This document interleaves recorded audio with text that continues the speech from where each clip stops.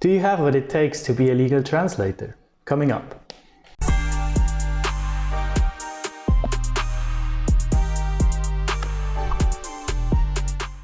Hello and welcome back to the Freelanceverse. And also welcome to the first episode of this new series on my channel called Specialized. It's a series where I talk about different specializations in translation, because one of the most common questions I get on LinkedIn and also in the comments down here is about how to specialize. People don't really have an idea how to get into different specializations, especially if it's a very regulated one, like the one from this week, which is legal translation. So I wanted to do this series of panel videos where I invite 2-3 freelancers on, or translators, not necessarily freelancers, that work in this field. And I hope this way it can be engaging for you and give you some insights into specializations. The next episode is probably going to be medical. If you know someone in this field, or if you're a medical translator yourself and you would like to be involved, then please contact me through LinkedIn or the email in the description. You can always just shoot me a message, and also let me know in the comments what other specializations you would like to see. So let's cut to the panel right now with 3 very interesting translators. Enjoy. So we are joined today by 3 professional translators that work in the legal field, and we actually have quite a wide spread of nationalities, and we can probably learn something also from the cultural aspect of legal translation. And I think the best would be if you guys just introduce yourself a bit and tell the audience what you're doing and how you got into the field. Martina, would you like to start? Yes, so my name is Martina. I'm an Italian translator based in the Netherlands. I translate from English and Dutch into Italian, and my main fields of specialization are legal and financial. I mainly work with companies or individuals that need their documents to be valid for use in Italy. Catriona? Hi, I'm Catriona McCabe. I'm from Scotland. Like my colleagues here, I'm a translator specializing in legal. I initially studied a 4-year MA in interpreting and translating with French and German. I also work from Portuguese into English. I just recently completed my LLB, so a bachelor's in law, and I'm currently studying a master's in law and LLM in international commercial law. I mostly prefer corporate legal stuff, so annual reports, really interested in corporate governance, mergers and acquisitions, those sorts of areas. Nice. And Alexei? Hello there. So my name is Alexei, and I currently live in Mexico. I am a legal translator, so I decided to do this because I studied law and also studied languages. So for me, it was like a good mixture. Nice. And you say you studied both law and languages. How did this work? Was it like a combined degree, or how did that work? Or was it after each other? They are 2 degrees, yes. Okay, I have after each other. 2 bachelors. Nice. Catriona, you mentioned you studied translation and interpreting, and then you went into the legal field. Was this specifically for the purpose of becoming a legal translator, or what's the reason behind that? So on social media sites like Facebook, there are a lot of translator groups that on the whole I think are really helpful and always want to give advice to younger translators or people that are maybe just starting out. And the number 1 piece of advice that is repeated ad nauseam is to get education in the field that you want to specialize in.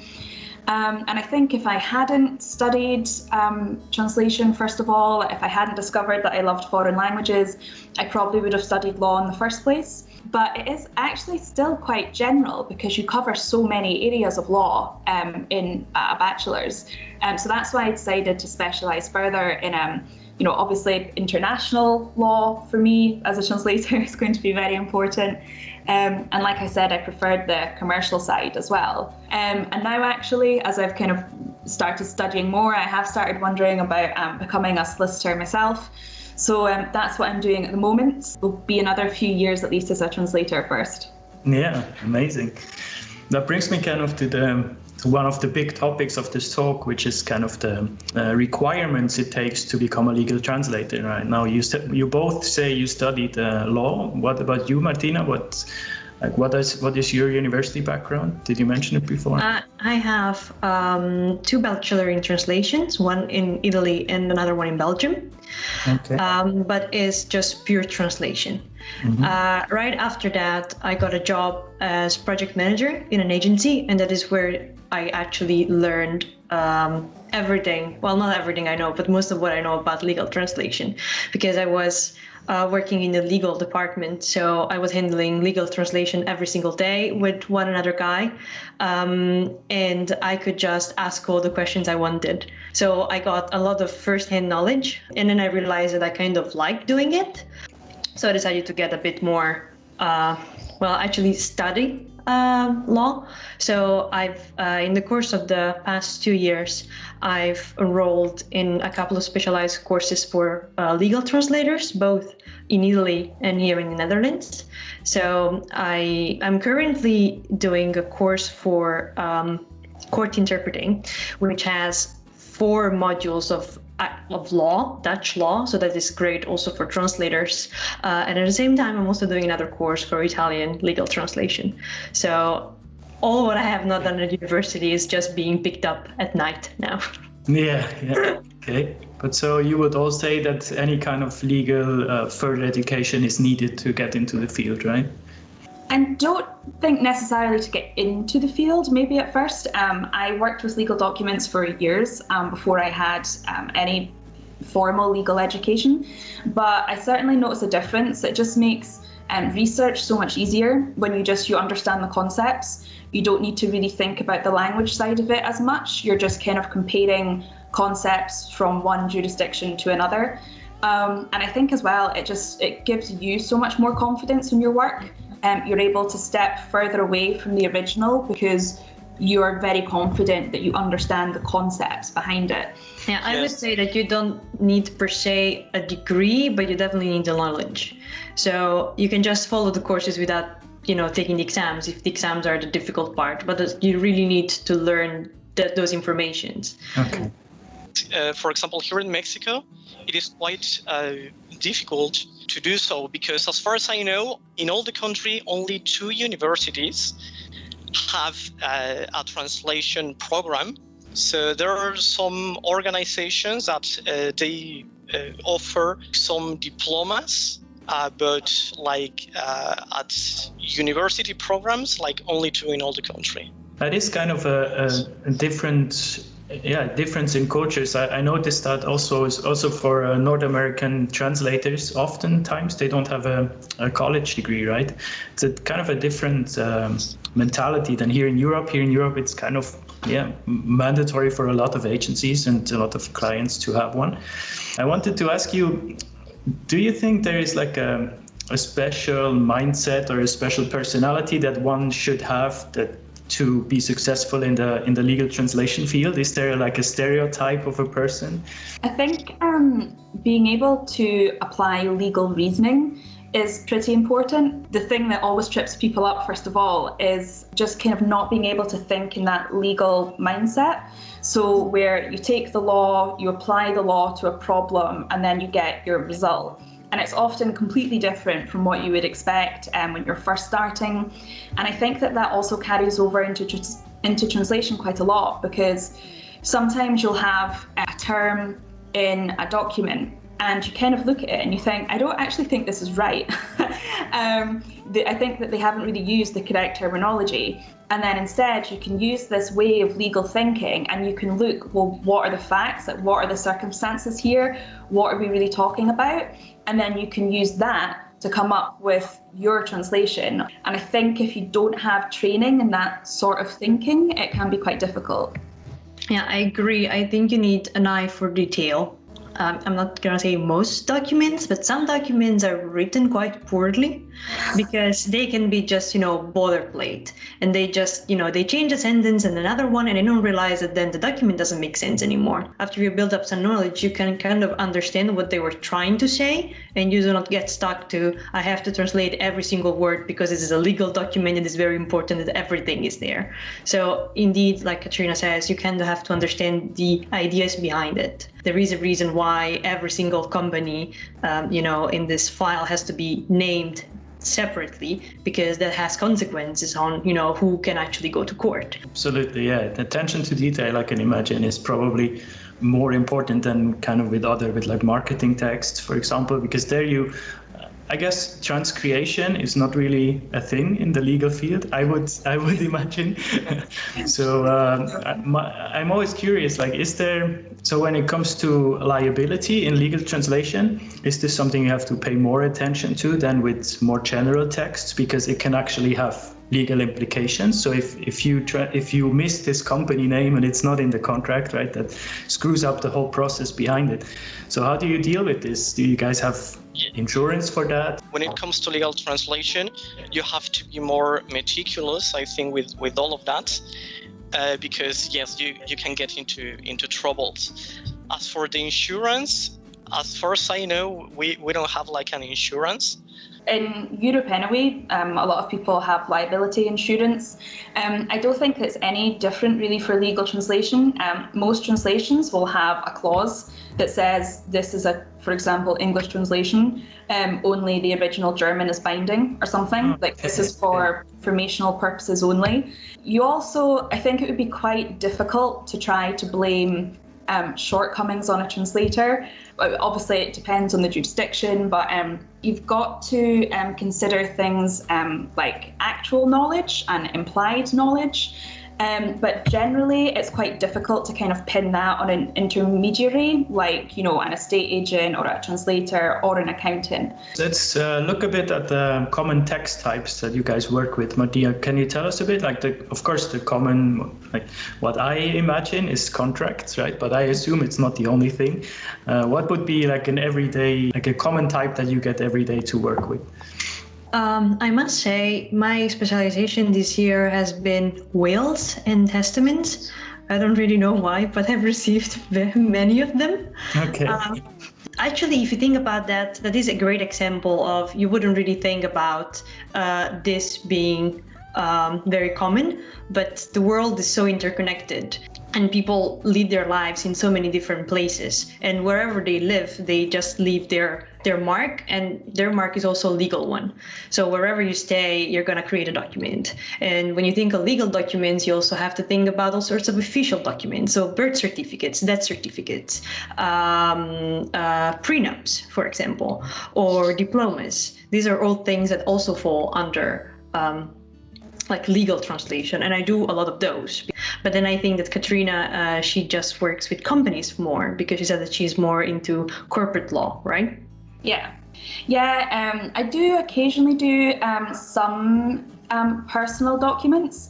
It's most likely from Portuguese, just because there are fewer, say, like Portuguese to English translators around than there are, say, French to English or whatever. And they're often personal recommendations where, someone's in a panic and they need this document translated for official purposes immediately.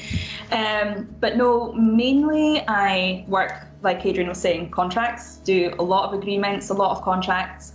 A lot of things like annual reports, remuneration board reports, due diligence reports, sometimes press releases as well. So I'm sure some people would find it very boring, but I really enjoy it.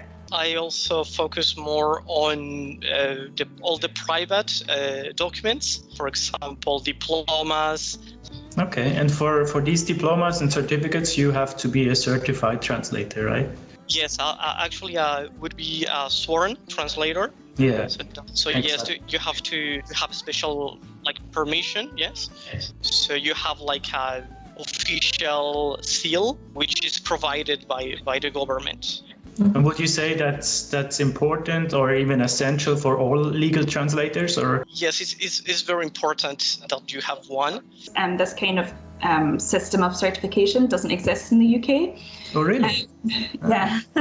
So a lot of people find that a bit confusing at first, or I didn't know that. If in their country they need something that's done by a sworn translator, and there isn't a native English sworn translator for them, it can sometimes be quite difficult.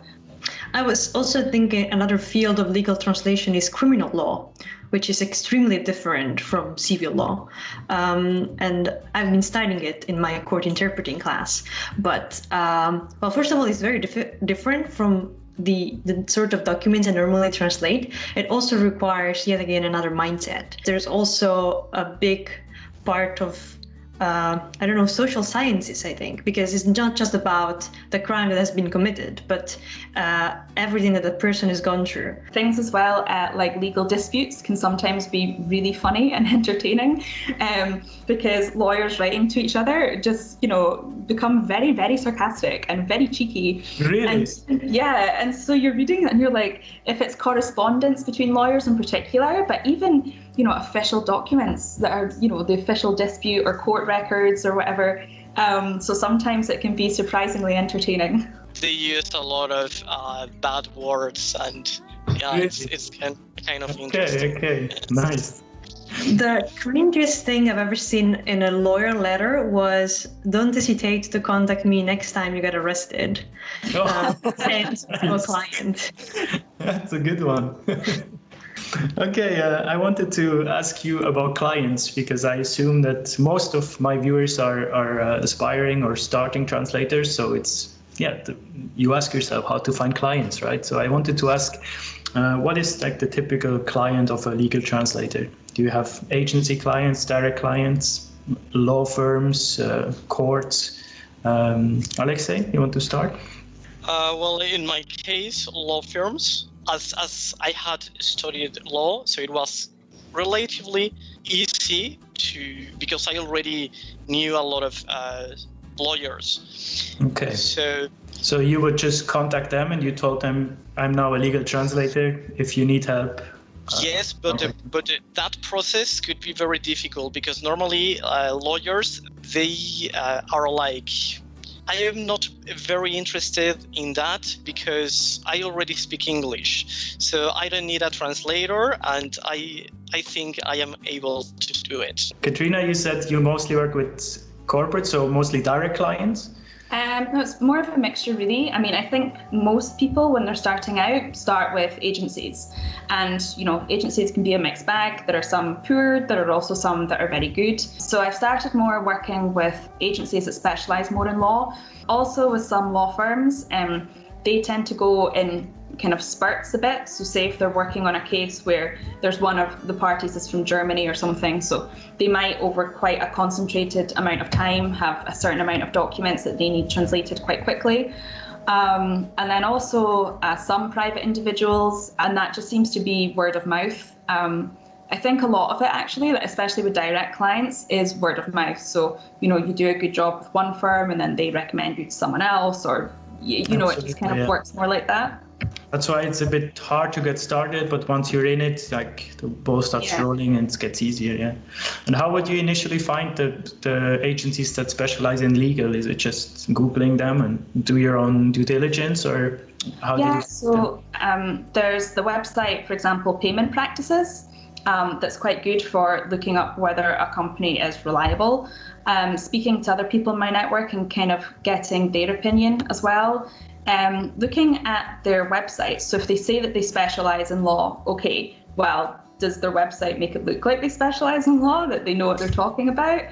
And just speaking to the project managers and kind of getting more of a feel for it. There's a certain price point where if they're not willing to pay a decent amount, that they aren't really specialized. But at the same time, it's a lot easier to say that when you're already, a good few years into your career. When you're starting out, it is tough. There's no getting around it. Yeah. In the end, you take what you can get in the beginning, I guess. Yeah, but it's still, you have to be careful not to accept like measly payments, because then you're part of the problem, right? So for sure, and that's also why you all specialize to charge those higher rates, right? Essentially, yeah. Martina, your clients? Yes, I also work for a number of direct clients, so lawyers or notaries here in the Netherlands, for all of those testaments that I was talking about. Another thing that kind of helps in countries where there's something like a sworn translator. If you're a sworn translator, then you're in a list online and people can go and look up for you. So it's easier for them to find you and also to trust you. And if they find their name, they're not going to see that you became a sworn translator I don't know, like last month. So they're not going to have the same sensibility to thinking, okay, you're a new person, so we're not going to trust you. Like sometimes agencies might think. It's so much easier to start working with a very good agency if you're recommended from another translator. If then you decide to start working with private individuals, then I would say that having a Google My Business page is very useful, because people are just gonna Google, I don't know, translator Italian Amsterdam, and then Google is gonna show you to them because you're like the person who's close by. So that can help. The problem there is, of course, you're gonna get one assignment and that's gonna be it, because normally people only need one document. I would like to close this session with a little exercise kind of. Imagine you are watching this video right now a couple of years back, and you want to get into the translation in the industry, maybe especially legal, maybe you think this might be something for you. What would you say to yourself, Martina? Word of advice. That is very easy, because I haven't been a freelance translator for long. It's also only been 15 months. Oh, okay. Yeah, so I would say to myself, don't be afraid to ask for help from people who have more experience than you. That is something that I've been doing. I work with a person who has much more experience than me in legal translations. So I pay him to review all of my texts so that I can still learn from what I'm doing, which means that I know that what I'm delivering to my clients is good quality, so I don't have to be afraid that they're not going to want to work with me anymore because I've made a mistake. And if I actually make a mistake in the translation, then my reviewer can tell me what I've done wrong, and I can learn from there. That, of course, only works if you make enough money to be able to pay somebody else. And if you get poor paid work, you're not going to have enough money to do that. Alexei, word of advice for your former self? I would say not to try to translate all documents. Why? Because sometimes it can be like a temptation to try to do so, but it is not recommendable.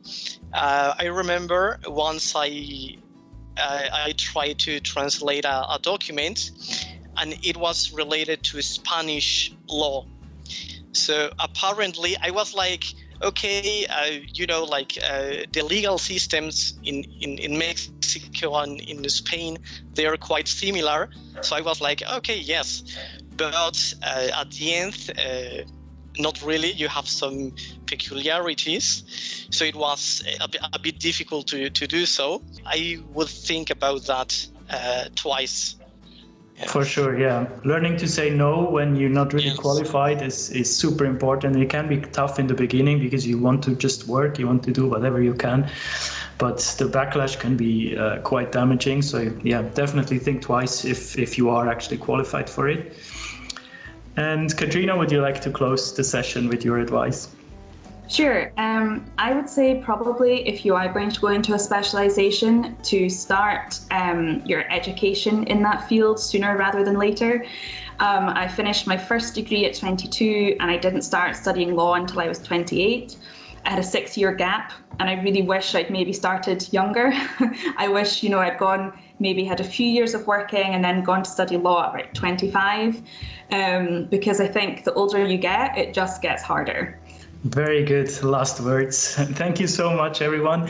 To all the viewers, I hope you enjoyed this session. I will ask the panelists to leave their links to whatever they want, LinkedIn or a website or whatever in the description. So I'm sure they are open to discuss this topic further. If you want to contact them, feel free to do so. You can always ask questions in the comments. And the next episode of Specialized will be medical. So look forward to that. Thanks everyone for being here. It was very nice, and have a good evening.